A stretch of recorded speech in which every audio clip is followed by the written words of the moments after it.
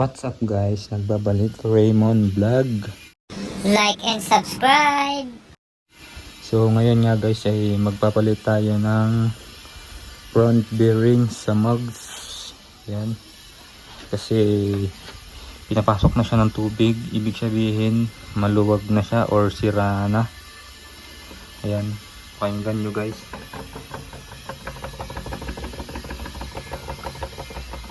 Ayan, kumakalog na. So kailangan natin magpalit guys kasi may rides tayo sa Suzuki Parade. Diretso kami ng Batangas. Medyo malayong takbo yon. At ito nga pala guys yung ipapalit natin bearing. Ang size nga pala ng front mugs bearing ay 6301.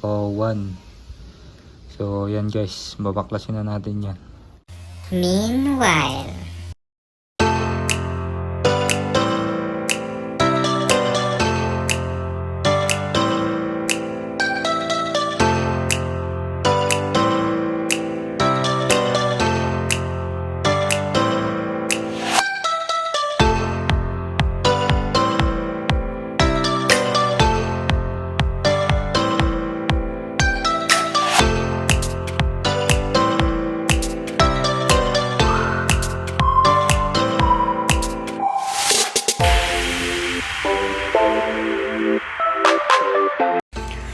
So yun na nga guys, nabaklas na nga natin yung ating gulong.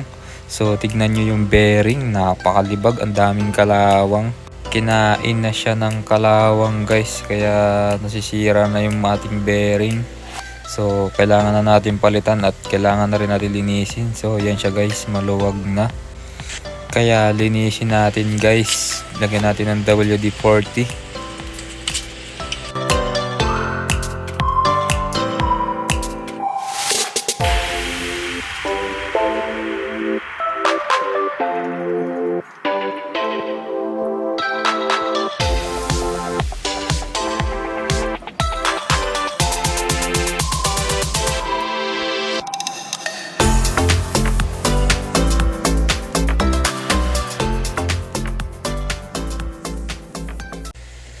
So ito na nga guys, nalinis na nga natin yung ating front mugs. Yan, sobrang linis, quality, goods na goods.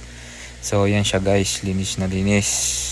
At ipapakita ko rin pala sa inyo guys yung ating pinagpalitan na bearing. Ayan, sobrang libag na at sira na siya guys.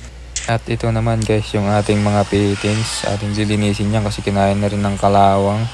So yan, napakalibag na rin.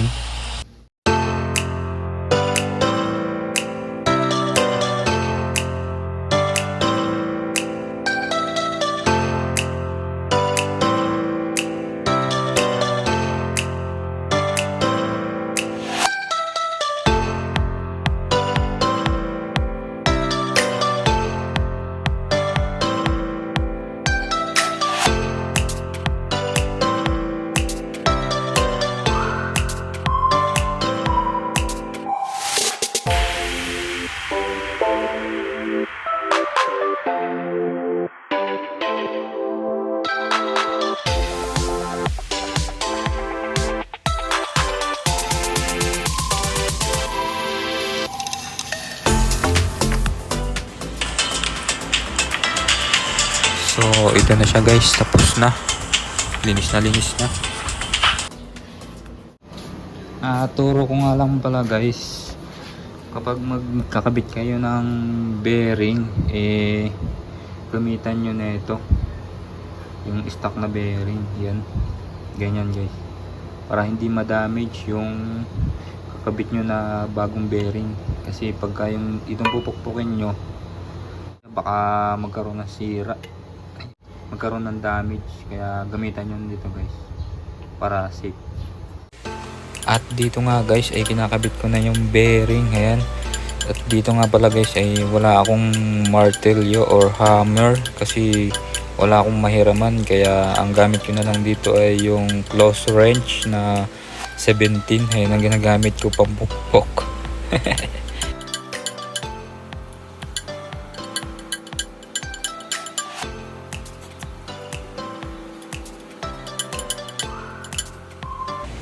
At dito nga guys, dahil wala tayong martilyo ay napukpok pa nga ang aking kamay rito. Napakasakit.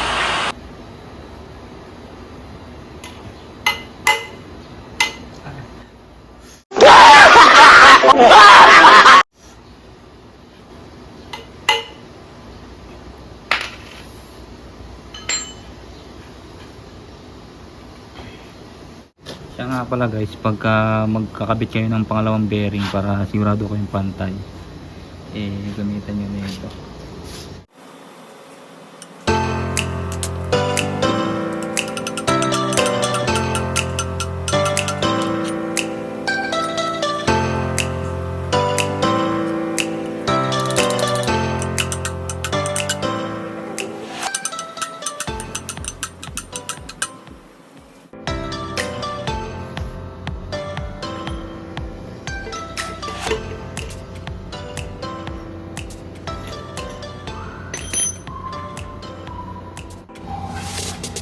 Yan guys, all goods na. Pantay na pantay.